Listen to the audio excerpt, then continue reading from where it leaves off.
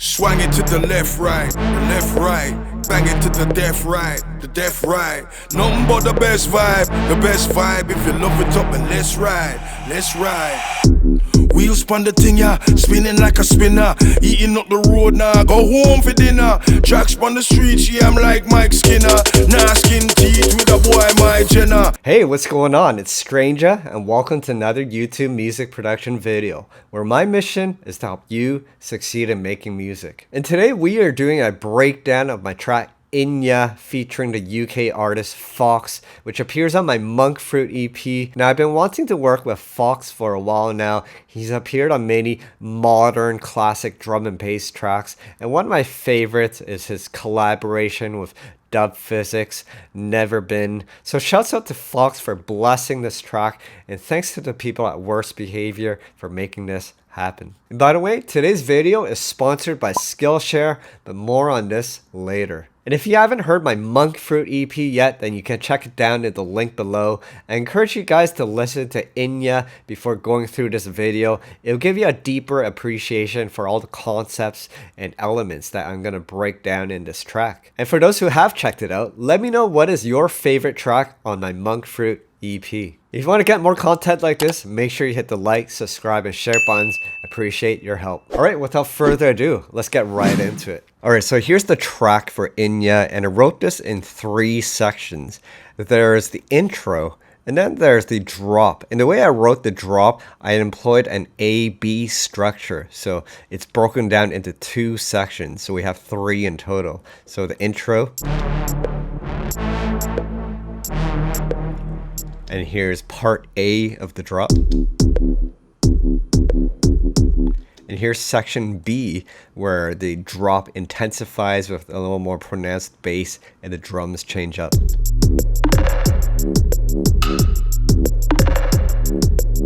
So we'll go through each section and break it down.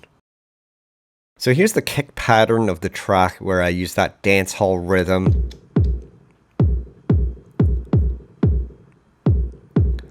So I'm using dotted quarter notes to create this rhythm, which otherwise is known as the fake triplet. Now the kick is comprised of 2 layers. So there's a top layer here, and I just took the bottoms off.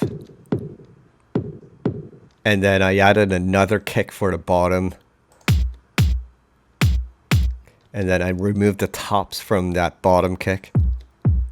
And then combining the 2.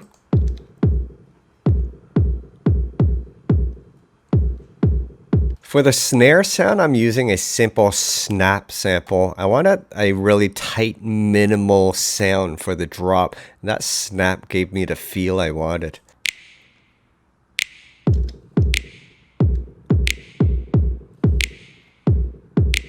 Then I layered that snap sample with a clav underneath to give it a little more beef.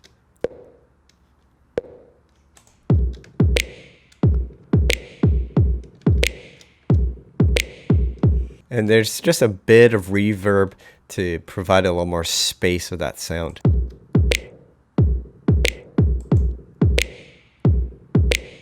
Here's some top percussion synced to the kick to give it a little more attack. Here's a shaker pattern with a little bit of swing to give the pattern a little more groove. And here's the drum in its totality.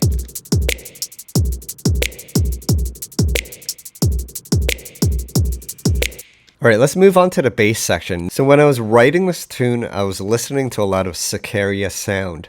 So for those that have never heard of Sicaria Sound, they're a dubstep female duo, and they play some really grimy, low-end dubstep sounds. And I was very inspired and influenced with that sound and wanted to bring that kind of lo-fi minimal sound to 180 BPM, which is the BPM of this track. Here's the bass.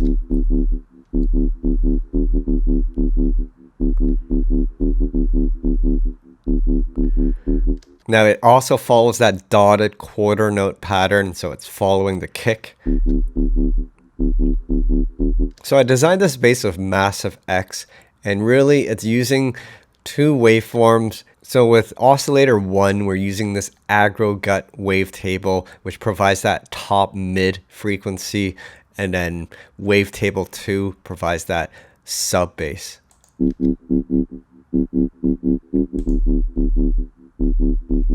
And we're using the LFO to modulate the amplitude of oscillator 1, so it goes whoa, whoa, whoa, whoa. In the way I'm playing it short staccatoed notes, so there's space in between the notes to give that really more punchy sound.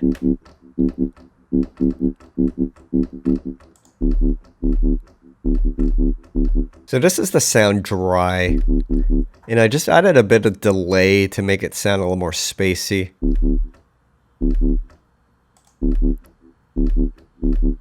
It's a very simple bass, but it's really the execution of the notes, having that space in between the notes that give it that kind of rude boy sound.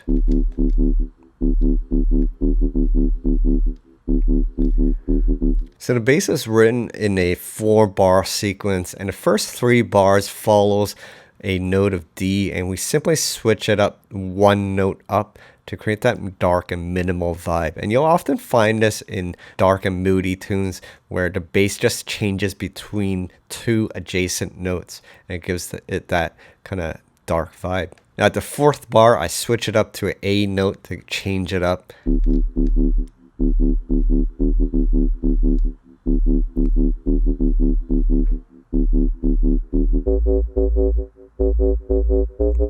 So that switch up to the A note gives it a little more vibe, so it's not just one monotonous D note.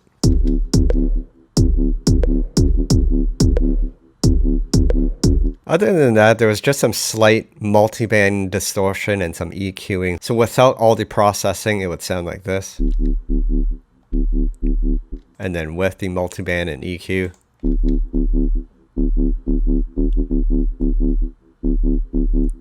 So it just adds a bit of life back into that bass. So today's video is sponsored by Skillshare.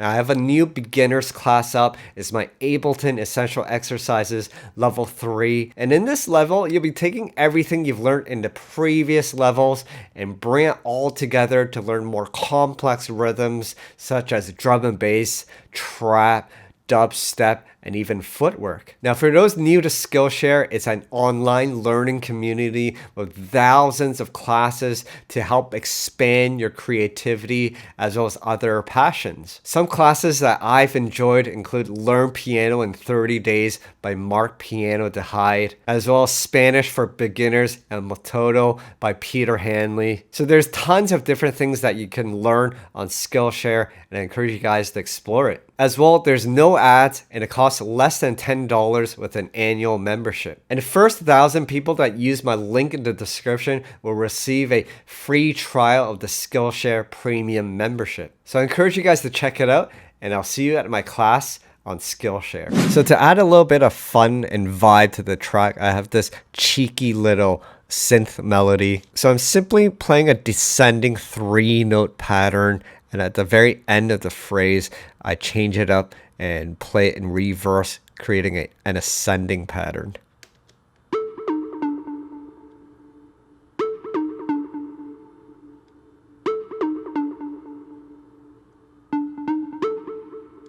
And I played this pattern live, so you can notice that the notes are not totally on the grid, and I wanted to keep this intact so it creates more of a human vibe. So the sound is playing through Omnisphere.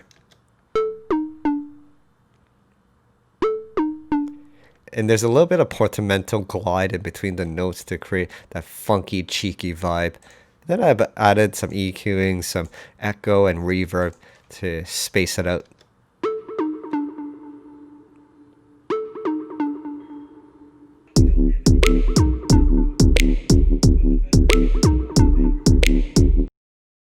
Alright, here's section B of the track where I remove the snap and I employ some tom drums to create a rhythm.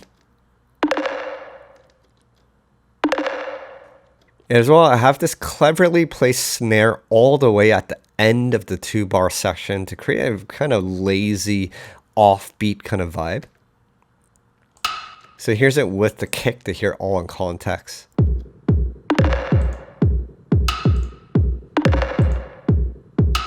And here's some top percussion, and notice I changed the velocities of the tambourines high, low, high, low. Here's some ride cymbals. And here's the drums all together.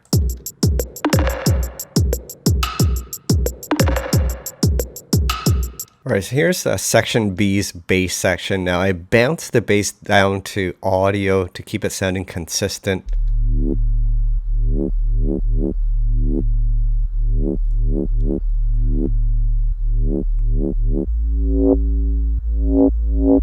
So the bass was originally designed in FM8. I'm using 2 oscillators to modulate the carrier. So here's a sine wave, and then I have the first layer, and then another one to give it a little more timbre.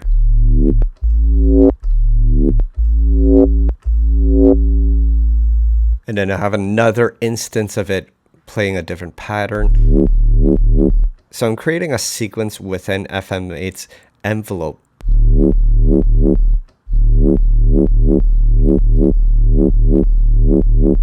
So shouts out to Tir Kahoot, who I've learned this technique from. So using this method, you can create some really interesting articulations with your bass.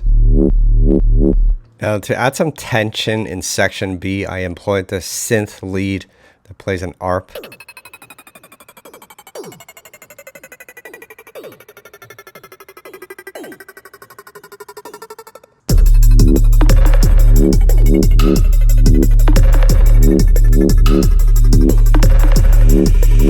Now at the end of the 16-bar phrase, I change it up to give it that jungle vibe, and I have this double time section here. So what I did to bring some jungle into this vibe is I brought this break in.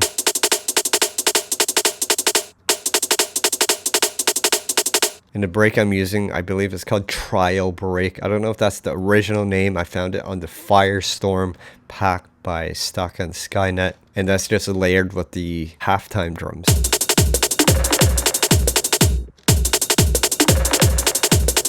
And to give this double time jungle section a little more hype, I have this Reese synth here using Spire. It's really just playing 2 notes. And then I sidechain it to the kick.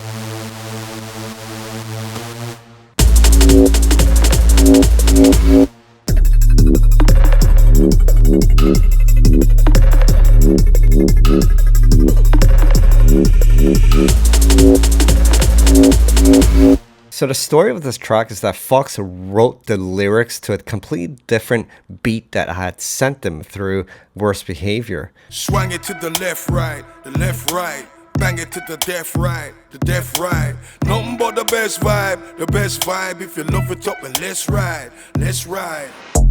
Wheels pon the thing, yeah, spinning like a spinner, eating up the road now, go home for dinner. Tracks pon the street, she I'm like Mike Skinner, nah skin teeth with a boy my Jenna. Nah have to tell you so we in ya, I tell you so we been ya. Everybody know ring your bell like stringer, shots to the head like Snoop with a stinger. Pussy your ball, oh lad, it's a killer. Ball till you fall off a car, Reggie Miller. 3-point thing, yeah, all at the point, it appoints me the winner. Cristiano on a floor, top winger, we in ya. So run go tell them so we in ya. Hot singer, yeah we in ya, watch out. So Fox did a really great job writing and performing the lyrics of this track. It has a really gully UK street vibe, and I really wanted to represent the vocals correctly. So when I got this track back, I had a conversation with Anna at Worst Behavior, and I expressed that I really wanted to recreate this beat because I wanted to put the vocals in a good light. So I took the acapella and totally reworked the beat, and that's how Inya came about. So the original beat, which is more of a West Coast bass track, was written at 180 beats per minute. Now that is a bit faster for drum and bass. So when I was working on the track, I brought it back down to 170, but it just didn't sound right. The vocals didn't have the same groove and the beat didn't sound right. So I kept it at 180 beats per minute. I know it is a bit faster, but it does work with the vibe of the vocals a lot better. So I just stuck with it. So here's the acapella. Wheels pon the thing, yeah, spinning like a spinner. Eating up the road now, go home for dinner. Tracks on the streets, yeah, I'm like Mike Skinner. And simply, I have a high pass on the bottom end to remove some dirt. And then I have Nectar 3 to apply some vocal processing. So here's the vocal dry. Wheels pon the thing, yeah, spinning like a spinner. And then here's it with some Nectar 3. And in Nectar 3, there's some additional EQing, some compression, and a de-esser, as well as a bit of reverb. Wheels pon the thing, yeah, spinning like a spinner. Eating up the road now, go home for dinner. Tracks on the street. And I believe I simply used one of the presets in Nectar 3. It's the lower register pop. They have a number of different presets here that are meant for different styles of vocals and tracks, and it's a quick way to get some vocal processing if you don't have time or the experience to do some heavy processing. I just found this gave me the sound I wanted, so I just stuck with it. Wheels pon the thing, yeah, spinning like a spinner. Eating up the road now, go home for dinner. Tracks on the streets, yeah, I'm like Mike Skinner. So the vocal is also being sent to a return effect, return B here, which is an echo followed by a compressor. And what I'm doing with the compressor is I'm using it as a sidechain, and it's sidechain to the main vocal sample. So what this does is that it ducks the echo every time the main vocal is playing, so that the echo is more prominent when there's spaces between the words. And that's really what I want. I don't want the echo to confuse the mix when Fox is spitting out words. So this is a neat technique to bring down that echo when he's speaking, and when there's space in between the words, then the echo comes up. So here's the signal dry. And here it is with echo without compression. Wheels pon the thing, yeah, spinning like a spinner. Eating up the road. And here it is with the compressor sidechain to the main vocal. Wheels pon the thing, yeah, spinning like a spinner. Eating up the road now, go home for dinner. So a lot more control. I've always wondered how they did that in commercial pop tracks, where they duck the echo and it only echoes when they exit the verse. And this is a neat way to do it. There's definitely other ways you can automate the signal to delay, but I just like this method. I thought it was an elegant way to do it. So Fox provided a couple different layers of the vocal. So there's this overdub section where he articulates the verse at a lower register, so it has a lower tone.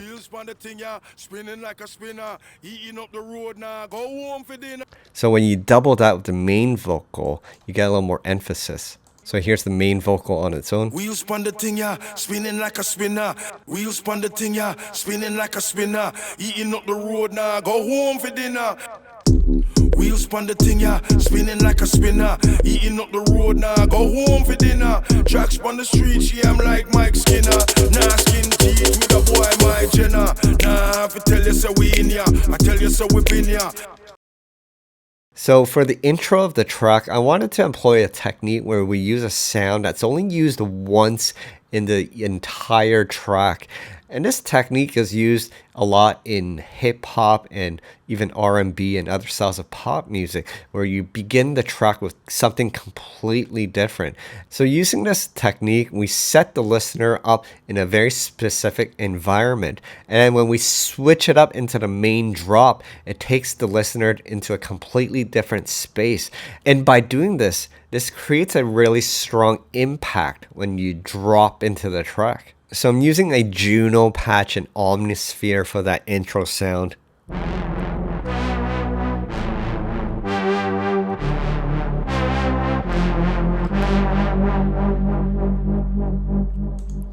And here are the notes, and notice I'm playing only short notes. I'm just letting that release of the sound play out.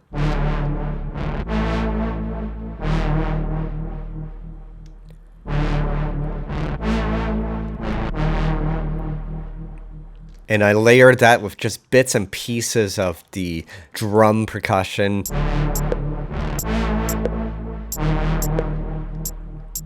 And let's hear it with the vocal.